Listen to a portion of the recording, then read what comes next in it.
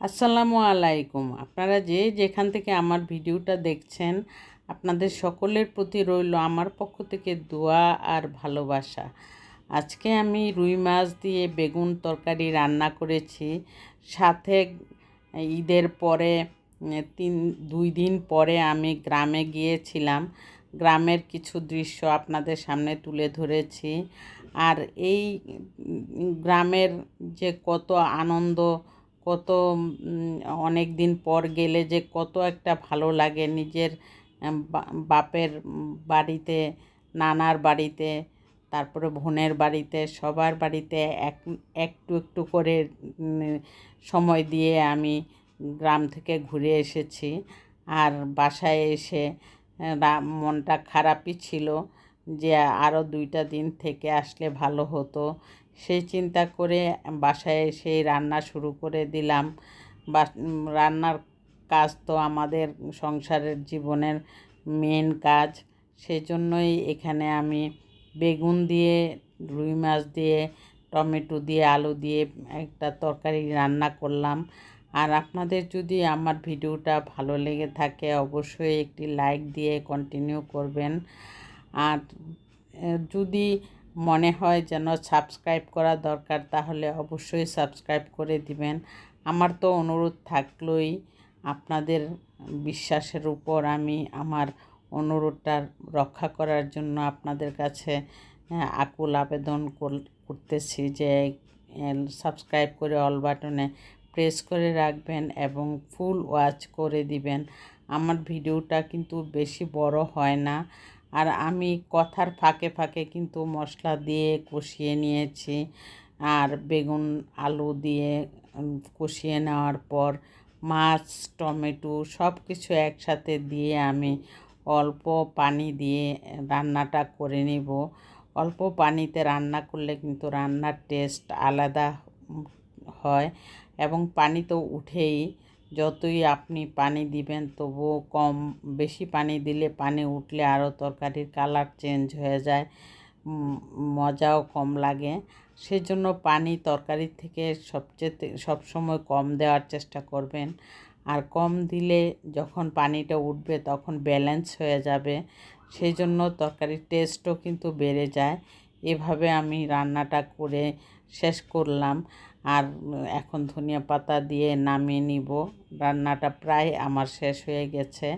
আর শেষ হয়ে যাওয়ার পর আমি যখন সার্ভিং ডিশে নিলাম তখন কিন্তু অনেক সুন্দর লেগেছে।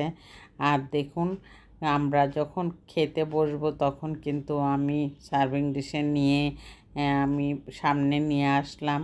তখন ভালো লাগলো যে তরকারিটা দেখতে যেমন লেগেছে, খেতেও সেই রকম অসাধারণ লেগেছে। আর এই তরকারিটা দিয়ে কিন্তু অনেক ভাত খাওয়া যায়, সাথে তো ভাজি আর ডাল থাকবেই। আমি শুধু এই তরকারিটাই আপনাদের সাথে দেখিয়ে দিলাম। আর এই যে আমি আমার বোনের গাড়ি দিয়ে আমি গ্রামে যাচ্ছি। গ্রামে যাওয়ার পথে একটুখানি ভিডিও করে নিলাম যে গ্রামের যে কত যে এখন উন্নতি হয়েছে সেটা বলা বাহুল্য। আর প্রথমেই আমি এখানে আমার বোনের বাড়িতে গিয়েছি। আমার বোনের বাংলো বাড়িটা খুবই সুন্দর করেছে। এই সৌন্দর্য রক্ষা করার জন্য কতদিন পর পরই আমার বোন গ্রামে যায়। গ্রামের এখানে যতই ফ্ল্যাটে থাকুক তবুও গ্রামের পরিবেশটা ও অনেক উপভোগ করে। আর সেই সাথে আমিও মাঝে মাঝে ঈদের সময় ওর সাথে চলে যাই। আর যাওয়ার পরে আমারও অনেক ভালো লাগে, সময়ও অনেক সুন্দর সময় কাটে। আর বাংলো বাড়িটা এত সুন্দর করেছে যে আমি অনেক, আমার প্রশংসনীয়, সুন্দর করেছে। আগেও ছিল কিন্তু এখন আরও সুন্দর বাড়িয়ে অনেক কিছু ঠিকঠাক করে আরও সুন্দর করে নিয়েছে। আর সেই জন্য আমরা এখানে আমি, আমার বোন, আমার বোনের হাজব্যান্ড, আমরা 3জনই গিয়েছিলাম। আর পাশে আমার বোনের জায়ের বাসা পাশে। আর তাদের বাসায়ও আসা যাওয়া করেছি, তারাও এসেছে। গল্প গুজবে আমরা খেয়েছি। আমার বোন যখন বাড়িতে যায় অনেক দিনের জন্য তখন নিজেই রান্না বাড়া করে, আর যখন একদিন 2 দিনের জন্য যায় তখন আমার বোনের যা রান্না করে ওই রান্নাটাই পাঠিয়ে দেয় বা গিয়ে খেয়ে আসে পাশাপাশি একদমই। সেই জন্য এইভাবে আমি যখন গিয়েছি তখন আমার বোনের জায়ের বাসায় খেয়েছি। আর এই খাওয়াটার মধ্যেও একটা আনন্দ আছে, এই আনন্দটা উপভোগ করে নিয়েছি। আর আমার বোনের এত সুন্দর প্লেটটা দেখে আপনাদের সামনে তুলে ধরার চেষ্টা করলাম। এই প্লেট না, বাংলো বাড়িটা খুবই সুন্দর করে করেছে।